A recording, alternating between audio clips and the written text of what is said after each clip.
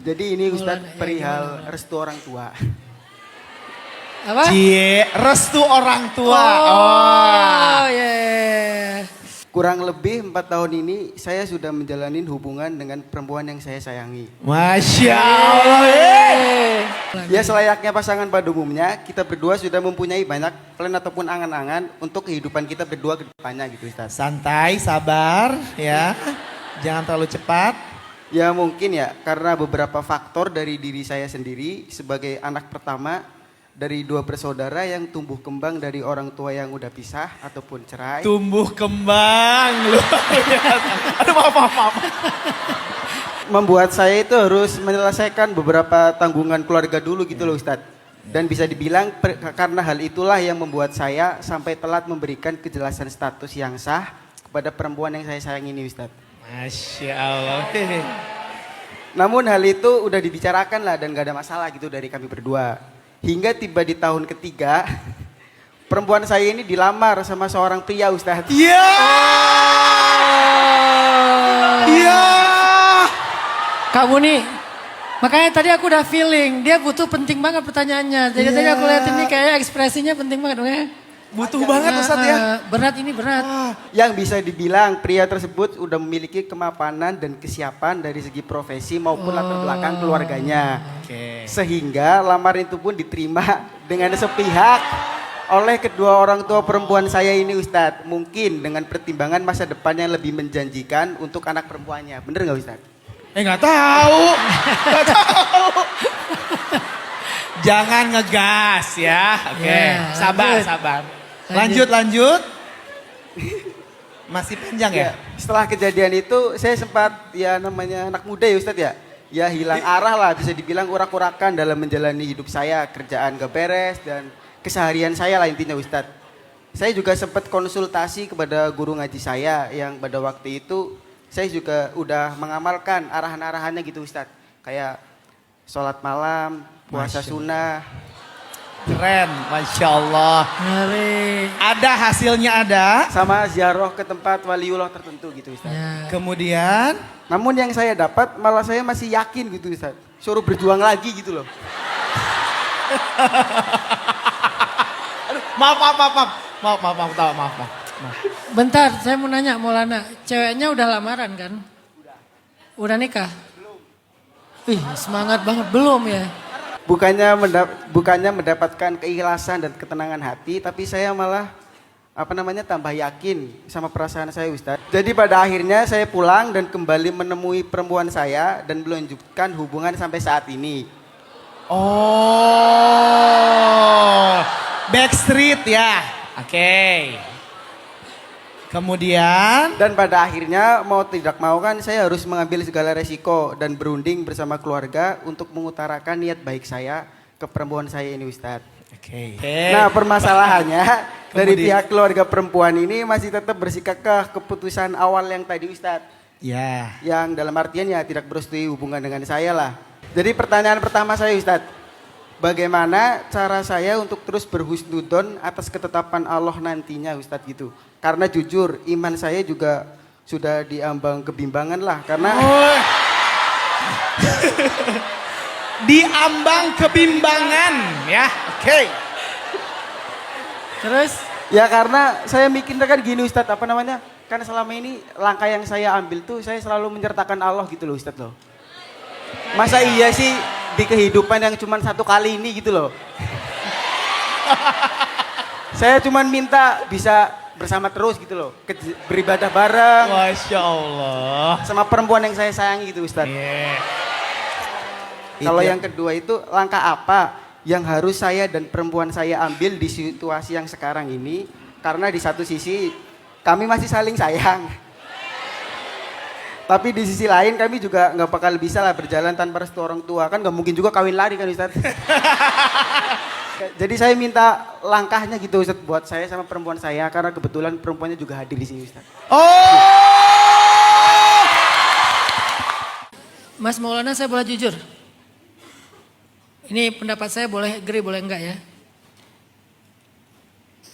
Perempuan yang sudah dalam lamaran laki-laki yang lain, maka tidak boleh lagi dilamar oleh laki-laki yang lain.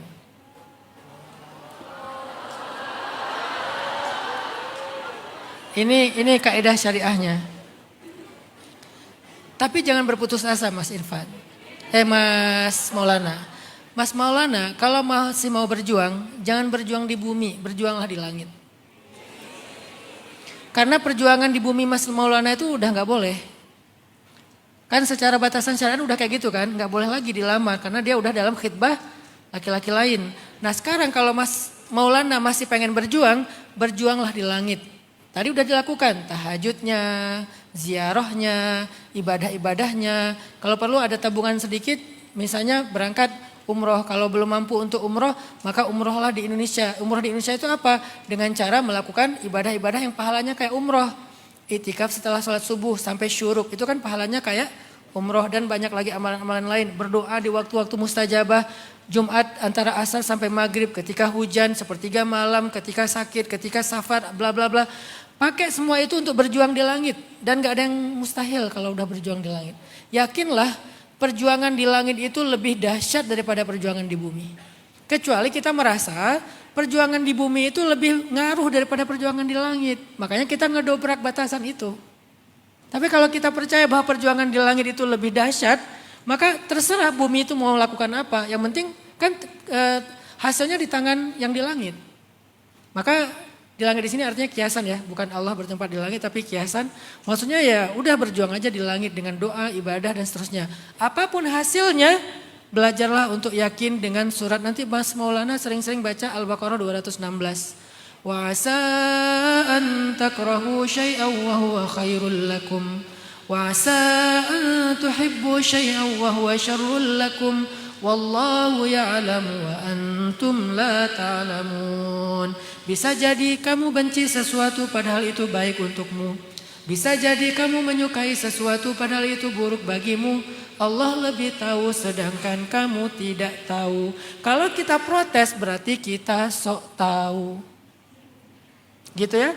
Belajar untuk berdamai itu artinya ya udah ini ketentuan Allah. Ya Allah masih boleh berharap kan? Boleh. Sebelum dia akad nikah boleh berharap. Boleh berdoa. Ini buat Mas Maulana. Yang kedua buat orang tua perempuan. Nanti tolong sampaikan oleh perempuannya. Dalam Islam gak boleh orang tua memaksa anak perempuannya menikah dengan yang tidak ada perasaan anak itu kepada orang tersebut. Gak boleh. Walaupun pernikahannya kalaupun dipaksa sah, tapi Allah gak suka dengan cara kayak gitu. Jadi perempuan itu punya hak untuk memilih. Orang tua menasehati, membimbing, mengarahkan, memfasilitasi, tapi gak boleh maksa. Sehingga dulu pernah ada kasus tuh, seorang ayah, seorang wali lah, paman, punya anak perempuan yatim yang dinafkahi dia. Tiba-tiba dilamar oleh dua laki-laki yang ini mirip dengan cerita Mas Maulana. Yang satu kaya, yang satu biasa aja. Lalu wali ini nanya kepada Nabi, ya Rasulullah saya nikahkan ke yang mana nih? Yang kaya atau yang biasa aja? Kalau saya sebagai wali lebih berkenan sama yang kaya supaya dia terjamin kayak cerita tadi. Sementara perempuan itu lebih berkenan dengan yang biasa aja. Siapa yang saya pilih ya Rasulullah? Kata Nabi, pilihkan yang dipilih oleh hatinya. Walaupun dia biasa aja. Iyakunu fuqara asa ayyughniyahumullah. Itu janji Allah untuk orang yang udah menikah. Kalau mereka gak punya apa-apa, Allah yang akan mencukupkan kebutuhan mereka. Saya juga seorang ayah. Pasti saya punya standar, saya punya kriteria, saya punya syarat. Tapi saya gak akan pernah memaksakan semua itu kepada putri saya.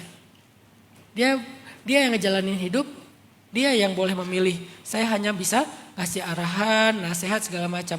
Ini untuk orang tua. Jangan pernah memaksa putri kalian menikah dengan seseorang yang kalian pilih tetapi dia tidak memilih. Hatinya tidak memilih itu. Terus gimana dengan keadaan Mas Maulana sama perempuan ini? Bicaralah dengan perempuan ini tapi yang bicara ya, bukan Mas Maulana. Mas Maulana gak boleh ikut campur lagi karena ini udah urusan lain. Perempuan ini bicaralah dengan orang tua. Apa yang saya sampaikan tadi coba googling lagi, cari hadis-hadisnya. Terutama tentang masalah gak boleh orang tua memaksa anak perempuannya menikah. Sampaikan ke orang tuanya. Gak usah malu untuk hal yang tidak dilarang oleh syariat. Gak usah malu. Aduh udah terlanjur. Apalagi alasannya sekarang, ya sih saya lebih serak sama Maulana kalau ngeliat perjuangannya sekarang. Tapi gimana ya malu sama tetangga. Masa gara-gara malu? Ini yang dipertaruhkan masa depan anak loh. Kita hanya gara-gara enak sama tetangga terus anak kita gimana nasibnya. Jangan gara-gara malu terus memaksakan sesuatu yang kita ngerasa udah gak nyaman lagi. Nah ini perlu dipertimbangkan lagi. Tapi yang ngomong ini hanya anak perempuannya. Bukan Maulana. Maulana sekarang bagian berjihadnya atau berjuangnya di langit. Udah gak bisa berjuang di bumi. Itu ya Maulana, semoga Allah berikan yang terbaik untuk kalian. Coba sama-sama ulang-ulang ayat itu 216 Al-Baqarah. Dan saya doakan semoga Maulana juga diberikan yang terbaik di sisi Allah. Kalau jadi dengan dia pasti Maulana akan sujud syukur luar biasa. Tapi kalau Allah takdirkan lain, Allah lebih tahu yang terbaik untuk Maulana dan perempuan ini insya Allah.